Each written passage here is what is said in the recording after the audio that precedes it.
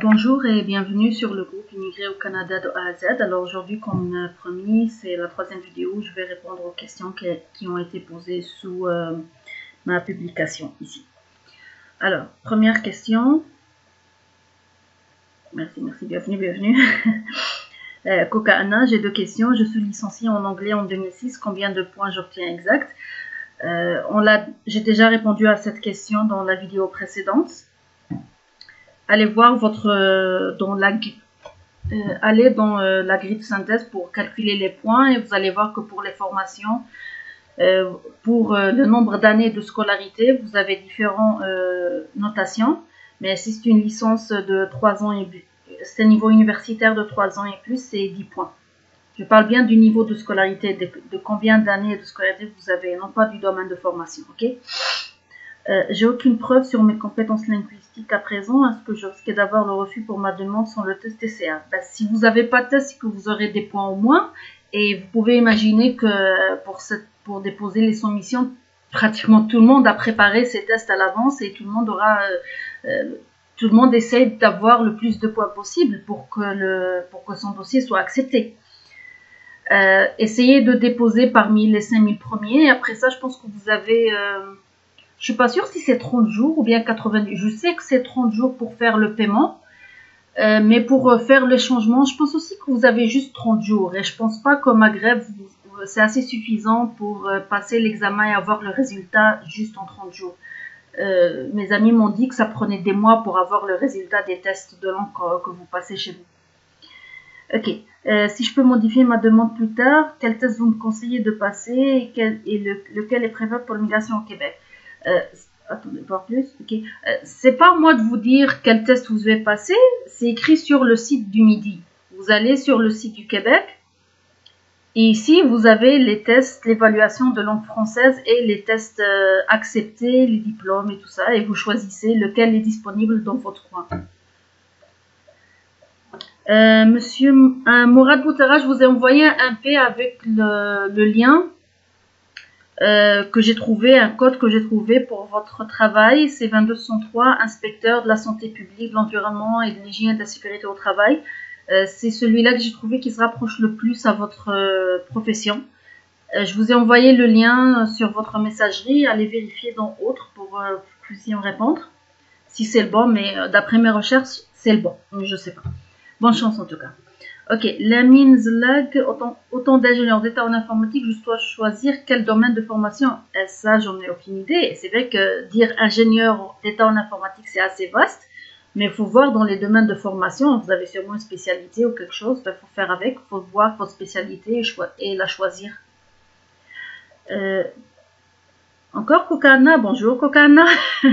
J'ai une autre question, je peux utiliser la carte Visa en euros pour le paiement des frais d'immigration? Oui, étant donné que c'est une carte Visa, quand vous allez payer, la banque qui vous a délivré le Visa va elle-même faire le change de l'euro vers le dollar. Ça se fait.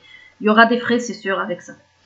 Béa Gomez, bonjour. S'il vous plaît, dites-moi dans le domaine de formation et l'étude diplôme, si je peux choisir un domaine dans la barre de recherche sans que celui-ci ne corresponde pas à l'appellation exacte qui figure sur mon diplôme. C'est le même domaine, mais pas la même appellation. Oui, écoutez, si c'est le même domaine, mais c'est juste que l'appellation est différente, c'est correct. Mais faites attention que ce soit vraiment le même domaine.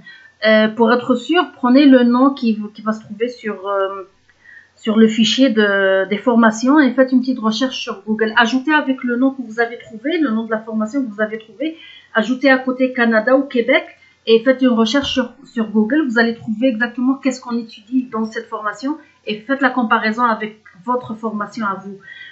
Pourquoi il faut s'assurer de prendre exactement le bon nom et de ne pas se tromper? Parce qu'après, si votre dossier passe et qu'on va vous demander les documents justificatifs et tout ça, ben, eux, ils vont vérifier de leur côté si c'est le bon diplôme ou vous vous êtes trompé. Riles, bonsoir. Est-ce que je déclare mon TCF qui a expiré depuis octobre 2015 et je repasse le test après? Ben, vous ne pouvez pas le déclarer tout simplement parce que quand vous allez être sur mon projet Québec normalement vous avez déjà créé votre compte. sur mon projet Québec. Ben, si vous l'avez fait, que vous avez essayé d'inscrire votre TCF, il vous demande aussi d'inscrire la date de l'obtention. Si c'est une date plus vieille de 2 ans, ben, il ne peut pas passer tout simplement. Vous n'aurez pas la main. Vous ne pourrez pas mettre une date ultérieure à 2 ans. Là. Vous comprenez? Alors, vous ne pourrez pas inscrire vos tests. C'est tout. Vous pouvez mettre que vous n'avez pas de preuves, cocher la petite case, là j'en ai déjà parlé, que vous n'avez pas de document qui prouve votre niveau. Et si vous réussissez à soumettre votre demande parmi les 5000 premiers, après ça, que vous allez recevoir le courriel pour modifier vos informations, vous le modifiez, vous passez vos tests et vous le modifiez. Mais comme j'ai déjà dit, je pense pas que vous aurez assez de temps pour passer le test et avoir les résultats. D'après ce qu'on m'a dit, ça prend des mois pour ça, au pays, là, comme en Algérie par exemple. J'ai des amis qui ont passé le test et que ça leur a pris 2-3 mois pour avoir le résultat après. Mais je ne sais pas si ça a changé ou c'est toujours la même chose. Grillas, oui, une autre question. Une autre question, où est-ce que je peux me procurer un VPN gratuit, s'il vous plaît? Bon, le VPN, vous savez, il y a un site qui s'appelle commentssamarche.net. Allez-y, vous en avez des tas. Il y a Hotspotshare, Top Browser, CyberGhost, il y en a plein. Ok? Bon, faites le tour dans commentssamarche.net et téléchargez celui qui vous arrange le plus. Je vais actualiser.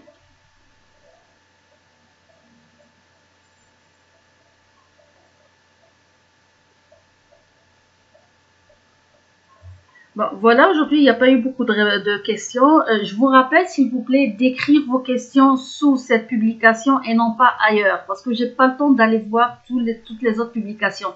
Je ne lis pas tout ce qu'il y a sur le groupe, ok? Il y a un point très important qu'il faudrait que vous fassiez attention. Demain, quand vous allez être connecté pour soumettre votre demande, vous avez 10 minutes.